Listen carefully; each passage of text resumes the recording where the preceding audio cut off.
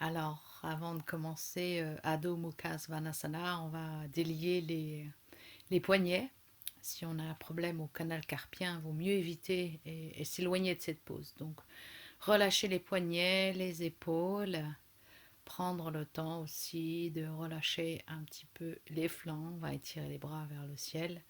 Voilà, juste pour se préparer. Donc, on démarre sur nos quatre pattes, les genoux écartés dans l'alignement des hanches, les poignets à plat sur la terre, dans l'alignement des épaules. On va monter les poignets un petit peu vers l'avant et on va étirer la colonne en poussant les fessiers vers les genoux, revenir vers le centre. Donc, ça, un premier échauffement, une première mise en route. On avance les poignets, on recule un petit peu les genoux, on crage au sol avec les orteils et on étire la colonne en poussant les fessiers vers les talons et vers le ciel. On peut poser l'avant du front sur la terre et réajuster ses épaules en fait. Essayez de ne pas sortir les épaules de leur empiètement, sentir cette élongation de la colonne, cet allongement de la colonne euh, et revenir sur les quatre mains. Là, on va reculer un petit peu les genoux, on va reprendre la posture, donc c'est un chiot étiré.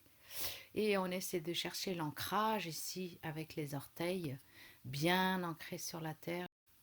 On essaie de sentir la terre sous les deux mains, les pieds, les orteils et on va en profiter ici pour revenir et allonger, étirer, bien pousser le nombril vers la colonne à chaque expiration. On va décoller les genoux pour monter les fessiers vers le ciel. Et on est bien ancré au niveau des pieds et les mains et les bras bien tendus, le menton vers le sternum pour étirer la nuque.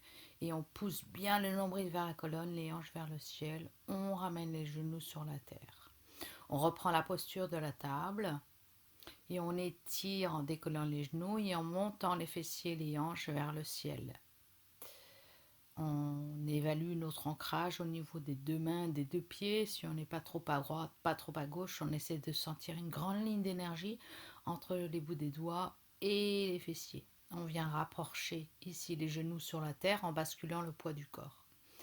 On va regarder une forme avec un petit coussin sur les talons ou une petite couverture, ce que vous avez sur la main. Donc on redémarre dans la table, on décolle les genoux, on pousse sur les épaules, talons des mains bien ancrés dans la terre, bout des doigts, et on vient poser les talons sur le coussin. Donc on essaye aussi là d'évaluer son ancrage et on pousse bien les talons pour étirer les mollets sur le coussin. Des formes de yoga ont des pieds collés, le hatha yoga par exemple, mais vous pouvez avoir les pieds séparés en vinyasa ou en ashtanga. Ça donne un peu plus d'espace pour les hanches.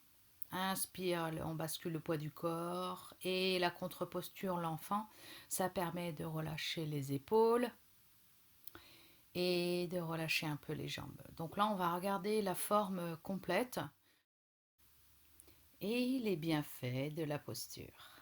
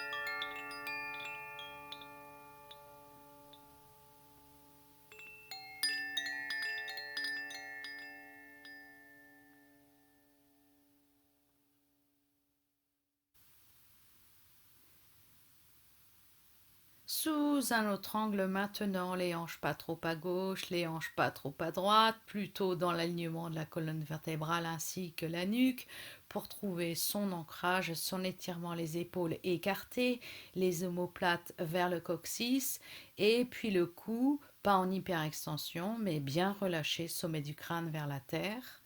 Et on essaye ici de se mettre sur les orteils, de jouer un petit peu avec la posture pour trouver ses ancrages et son alignement dans la posture du chien tête en bas. Euh, Ensuite, gentiment, on va venir poser les genoux à terre en basculant le corps pour la posture de l'enfant. Les ancrages avec les mains bien, les doigts bien écartés, les talons des mains bien dans la terre et le bout de chaque doigt bien pressé sur le tapis. Les coudes auront tendance à aller plutôt vers l'intérieur, pas à l'extérieur, pour avoir des bras bien solides et puis travailler dans les alignements, le renforcement musculaire. Donc en poussant sur le talon des mains, levez les hanches vers le ciel. Et là, on va regarder de plus près les ancrages. Les ancrages avant tout, stabilité. Avant tout. Alors les talons pas trop à l'intérieur, pas trop à l'extérieur. On se met sur le bout des orteils pour bien travailler l'alignement des genoux avec les chevilles. On peut planter les pieds en fait sur un mur pour travailler avec les talons et étirer les mollets. Et ça étire également les orteils. Donc c'est très intéressant à faire et à découvrir.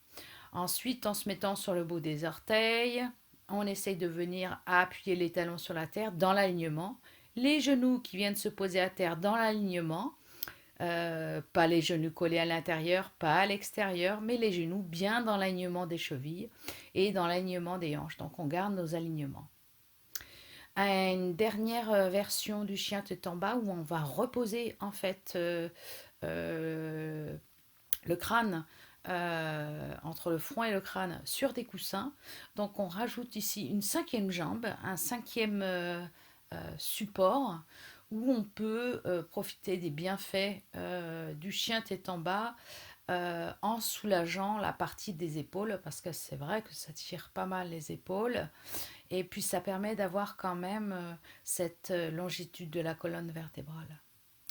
Ensuite, on termine toujours un chien tête en bas avec un enfant étiré, ici également modifié avec des coussins pour travailler cette fois-ci les épaules. Et puis enfin, une dernière version du chien tête en bas avec une chaise. Donc là, on va étirer le dos, on va étirer les épaules sans trop demander d'effort dans les jambes, combien même les ischio-jambiers ici travaillent énormément avec les talons bien ancrés dans la terre, les gros orteils ancrés dans la terre.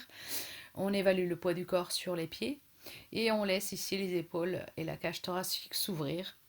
On essaye de ne pas sortir les épaules de leur empiètement et bien profiter des bienfaits de la posture, qu'elle soit modifiée ou non. Donc maintenant, à vos tapis, à vos explorations, le chien tête en bas est une posture de passion, comme toutes les postures de yoga, puisqu'on découvre à chaque fois un petit peu plus.